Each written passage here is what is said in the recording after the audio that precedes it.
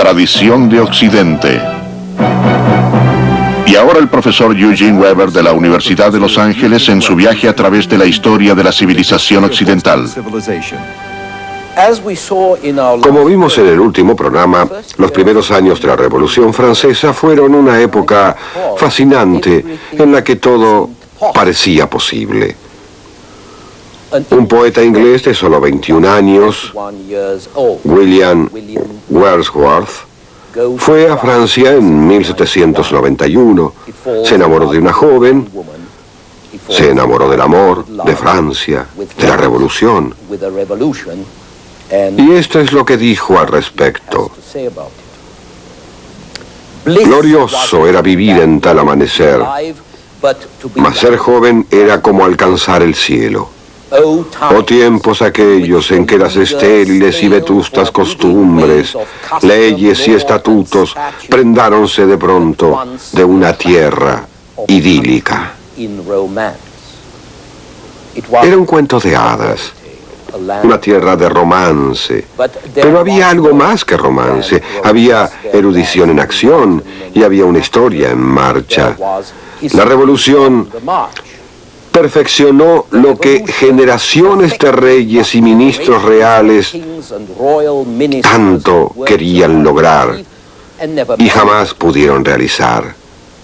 La revolución centralizó a Francia, abolió leyes particulares, privilegios particulares, servidumbre particular, no más instituciones diferentes ni provincias diferentes, no más barreras aduaneras internas entre las provincias estorbando la circulación de la gente y de las mercancías.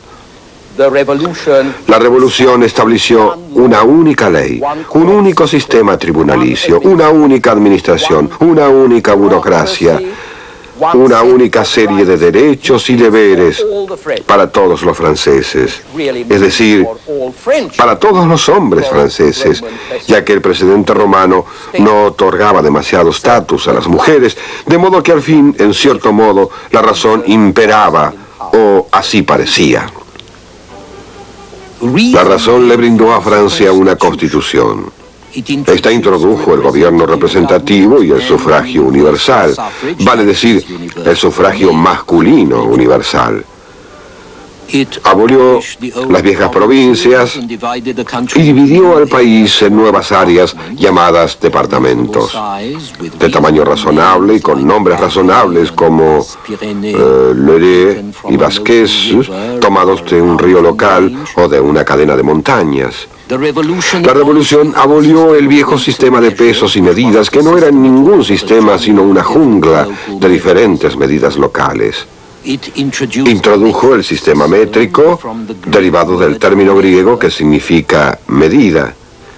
Creó un nuevo calendario con nuevos meses de nombres maravillosos como Floreal, Termidor, Fructidor, que evocaban a la naturaleza y a las actividades productivas, y reemplazó la semana de 7 días por periodos de 10 días para que los trabajadores tuvieran solo 3 días de descanso mensual en lugar de 4.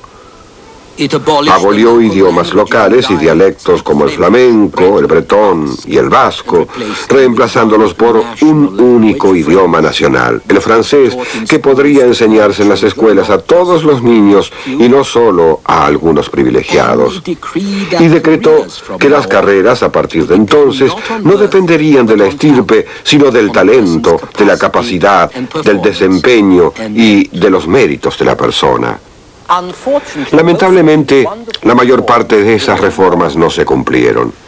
El sufragio universal, la educación pública, la generalización del idioma francés y el sistema métrico tendrían que aguardar otro siglo más. Las reformas que así se efectuaron causaron grandes problemas. Las carreras, al menos por un tiempo y hasta cierto punto, dependieron del talento, y esto causó muchas fricciones. Aún más problemático era el tema de la reforma religiosa.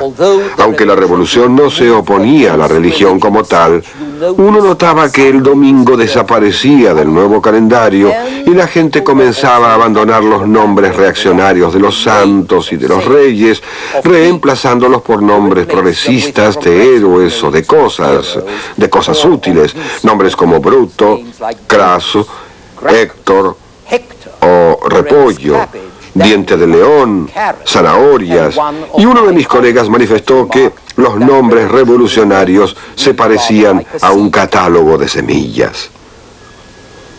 Por otra parte, la revolución representaba la tolerancia religiosa, quitó restricciones contra proscriptos, tales como actores y verdugos públicos. Más importante aún, emancipó a protestantes y a judíos. Todo el mundo era libre de practicar la religión de su agrado, siempre que no representase una amenaza para el Estado, y eso era difícil de aceptar para los buenos católicos. Lo que era mucho peor, desde el punto de vista católico, era que el nuevo Estado quería controlar al clero más aún que el viejo Estado. Confiscó las propiedades de la iglesia y asalarió al clero. Así que los sacerdotes se convirtieron en empleados públicos, debían jurar lealtad, debían servir al Estado y no al Papa. Y esto creó un problema serio.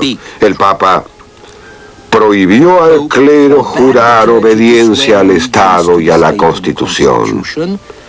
Quienes juraban eran excomulgados, y eso dividió a la Iglesia francesa en una minoría que efectuaba el juramento al Estado y una mayoría que se negaba e iba a prisión o al exilio o se veía obligada a ocultarse. Y dividió a la ciudadanía francesa entre quienes obedecían al gobierno y quienes obedecían al Papa. Entre estos últimos estaba Luis XVI, que se había avenido a todos los demás cambios de los años previos. Pero la crisis religiosa le impidió llevar a la práctica la Constitución que en teoría había jurado defender, y con el correr del tiempo sería decapitado. También lo fue la reina, ambos ejecutados en la gran plaza que el abuelo de Luis había ayudado a diseñar, que hoy con cierto humor negro se llama Plaza de la Concordia. En este punto, el cambio evolutivo de la revolución simplemente había acelerado, se había descarrilado, y Francia estaba atormentada por una revolución muy violenta.